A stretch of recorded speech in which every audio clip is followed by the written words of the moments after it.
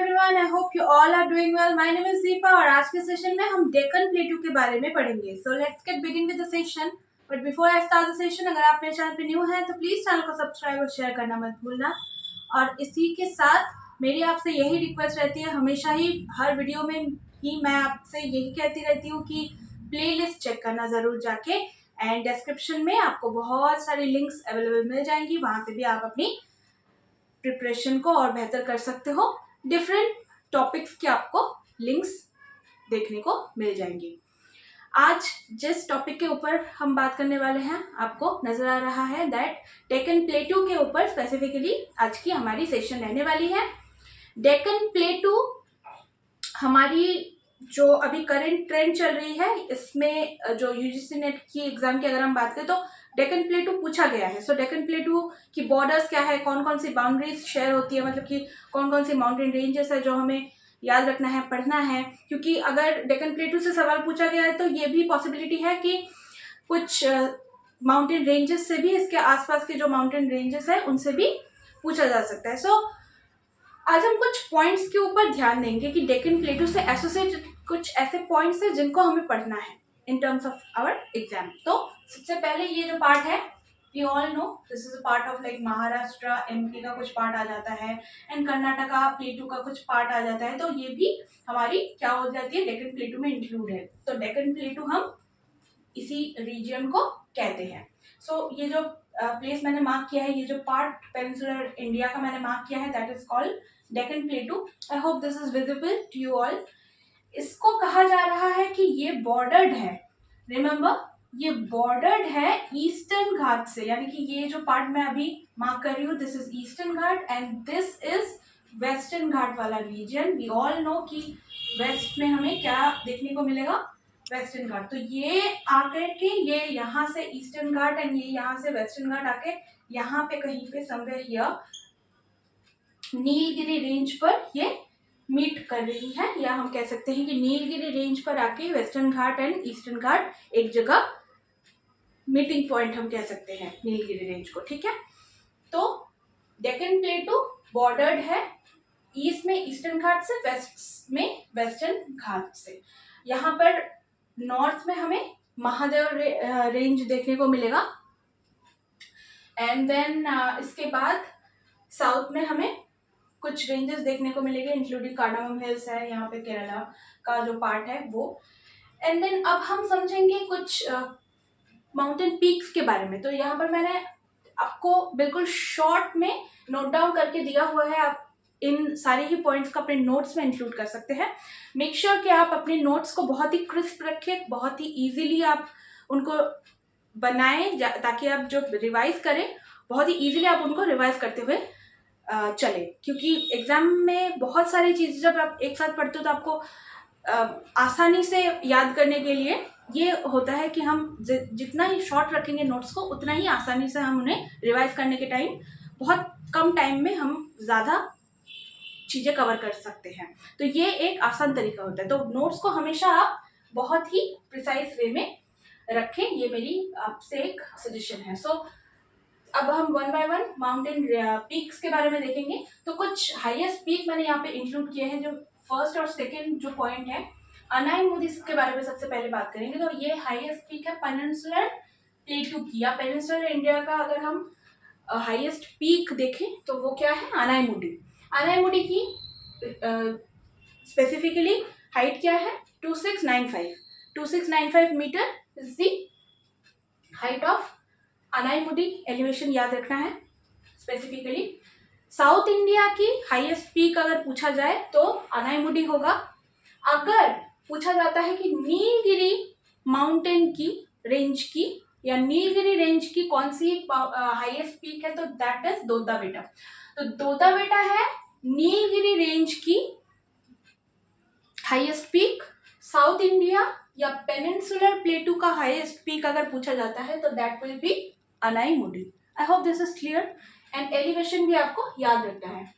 Alright, so this is all about it. अब हम बात करते हैं नेक्स्ट पॉइंट के ऊपर कि जावेडी हिल्स, नल्लामला हिल्स. ऑलराइट, सो यहाँ पर मैंने यहाँ पर मेंशन किया है दैट वेस्टर्न घाट, जो वेस्टर्न घाट वाली रीजन है, यहाँ पर हमें डिफरेंट नाम्स देखने को मिलते हैं, यानी कि डिफरेंट स्टेट में हम वेस्टर्न घाट को डिफरेंट नाम से जानते हैं।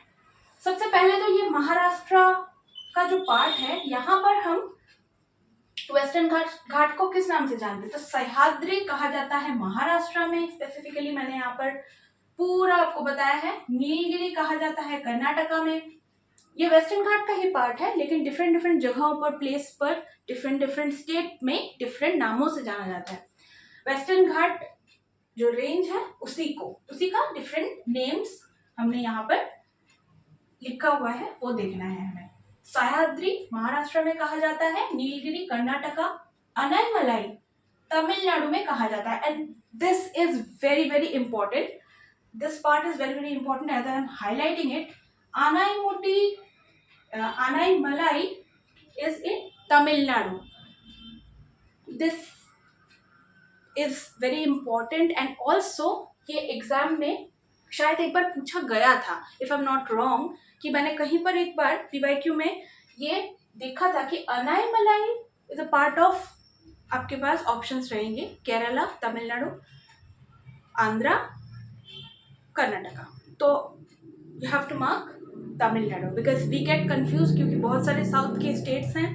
एंड यहाँ पर जब आप देखोगे तो आपको फिर मैप में देखना पड़ेगा आसानी से समझने के लिए, क्योंकि वी गेट कंफ्यूज। वैसे ही एग्जाम में प्रेशर रहता है, लेकिन जब हम याद करने की कोशिश करते हैं तो लगता है कि ये शायद केरला में हो या फिर शायद कर्नाटका का पार्ट हो। We get confuse at that time exam में। तो ये थोड़ा सा ध्यान से पढ़ना है, that Anaimalai is a part of Tamil Nadu. Alright, now next is cardamom hills. ये हम सभी को पता है कि ये कार्डामम हिल्स, इलायची की पहाड़ियाँ जिसे हम कहते हैं, केरला में हमें देखने को मिलती है। बिल्कुल सदर्न मोस्ट पार्ट है, तो cardamom hills is in Kerala. ये भी वेस्टर्न घाट का एक तरीके से हम कह सकते हैं पार्ट है। सो वेस्टर्न घाट को कौन कौन से नाम से जाना जाता है, कौन कौन से स्टेट में, ये मैंने यहाँ पर आपके लिए नोट डाउन किया हुआ है। आप देख के अकॉर्डिंगली अपने नोट्स में इंक्लूड कर लेना।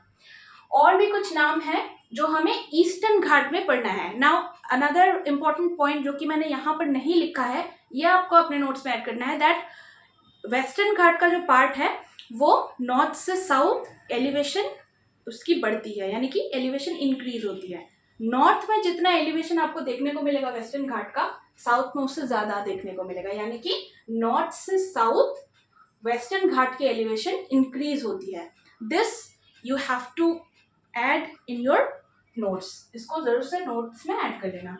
Average elevation of western ghat की अगर हम बात करें तो average elevation of western ghat is what, 1500 meter. 1500 meter है एवरेज एलिवेशन। ऑलराइट, अब हम आ जाते हैं ईस्टर्न घाट के ऊपर। ये वाला जो पार्ट है दैट इज ईस्टर्न घाट वाली पार्ट, एंड दिस ये ओल्डर है comparison to western Ghat.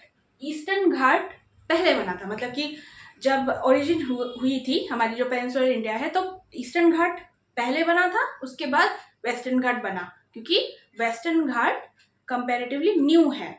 Old कौन सी है, ईस्टर्न घाट। ऑलराइट, जो भी छोटे छोटे पॉइंट्स मैं आपको बताते हुए चल रही हूँ, you can add it in your notes. Alright, so next आ जाते हैं Javadi hills, Nallamala hills, Palkonda hills. ये कुछ बहुत ही फेमस हिल्स हैं जो हमें कहाँ देखने को मिलेंगी, ईस्टर्न घाट में देखने को मिलेंगी। एंड ईस्टर्न घाट में आपको महेंद्रगिरी रेंज भी देखने को मिलेगा। सो पालकोंडा, नल्लामला, जावेरी हिल्स सब आपको यहाँ पर कहीं पर इस वाली एरिया में, यानी कि ईस्टर्न घाट में देखने को मिलेगी। ईस्टर्न घाट इज फ्रैगमेंटेड, आपको डिसकॉन्टिन्यूअस देखने को मिलेगा।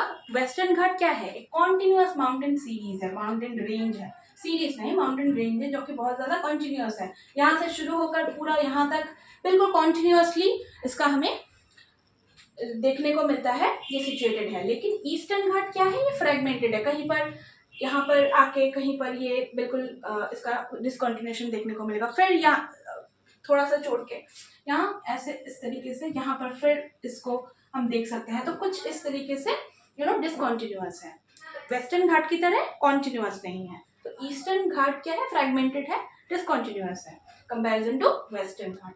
सो this is all about it. I hope कि मैंने सारे ही पॉइंट्स को कवर करने की कोशिश की है।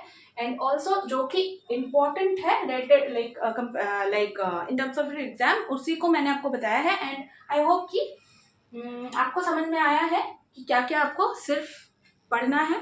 बाकी बहुत ज़्यादा इसमें कुछ इम्पोर्टेंट है नहीं, डेकन प्लेटू का ही मतलब डेकन प्लेटू जो है बिल्कुल मिडिल में, ये किस तरीके से हमें देखने को मिलती है, यहाँ जो बॉर्डर्स है वो किस तरीके से सिचुएटेड है, यही मैंने आपको बताने की कोशिश की है। सो दिस इज ऑल लाइक, क्योंकि डेक्कन प्लेटू इज ऑल्सो घिरा हुआ है ईस्ट में ईस्टर्न घाट्स एंड वेस्ट में वेस्टर्न घाट्स से, तो ये एक जनरल आपको आइडिया होना चाहिए कि किस तरीके से कहाँ पर हमें कौन सी माउंटेन रेंज देखने को मिलेगी। सो this is all about it. मुझे नहीं लगता कि मैंने कोई भी पॉइंट मिस किया होगा। अगर आपको लगता है कि कुछ भी इसमें मिस आउट हुआ है तो please let me know in the comment section.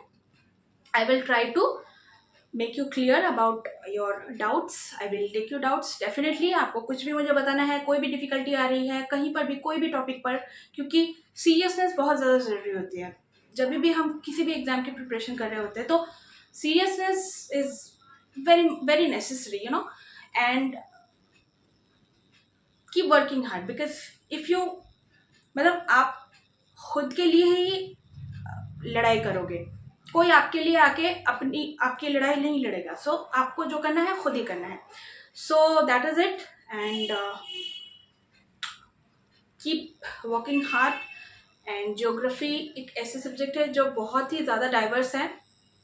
Bar bar revise नहीं करोगे तो चीज़ें भूलते हुए मतलब भूलते रहोगे तुम। तो whether it is UPSC CSC, whether it is UGC net, कोई भी एग्ज़ाम है, डेडिकेशन आपको चाहिए होगा।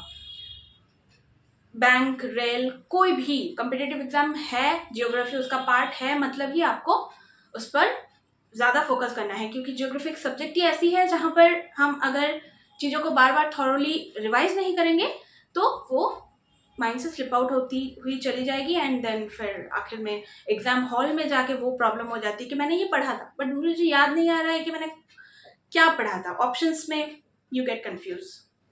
So end of the day जो भी पढ़ना रिवाइज ज़रूर करना, and also keep watching the videos, आपको ज़रूर से हेल्प मिलेगी। इन सारी वीडियोस मैंने बहुत ही माइन्यूटली, बहुत ही सिलेक्टिव वे में बनाया है ताकि आपको कोई प्रॉब्लम ना हो, आपको कोई दिक्कत ना आए, परेशानी ना आए। आपको किसी भी प्रॉब्लम हो रही है किसी भी टॉपिक में, तो सब्जेक्ट रिलेटेड या फिर और भी कोई आपको एडवाइस या सजेशन या कुछ भी है, आप मुझे बता सकते हैं, कनेक्ट कर सकते हैं मेरे साथ। आपको मेरी मेल आईडी जो ऑलरेडी मैंने प्रोवाइड की हुई है वहाँ पर आपको दिख जाएगी, तो आप मुझे मेल करके भी बता सकते हैं। So that is all about it. Share करना, सब्सक्राइब ज़रूर करना, एंड अगर पसंद आ रही है सेशंस तो लाइक ज़रूर से कर देना, ठीक है। This is all about it. We will be meeting in the next session with a new topic. Till then, take care. Thank you so much. Keep watching. Bye.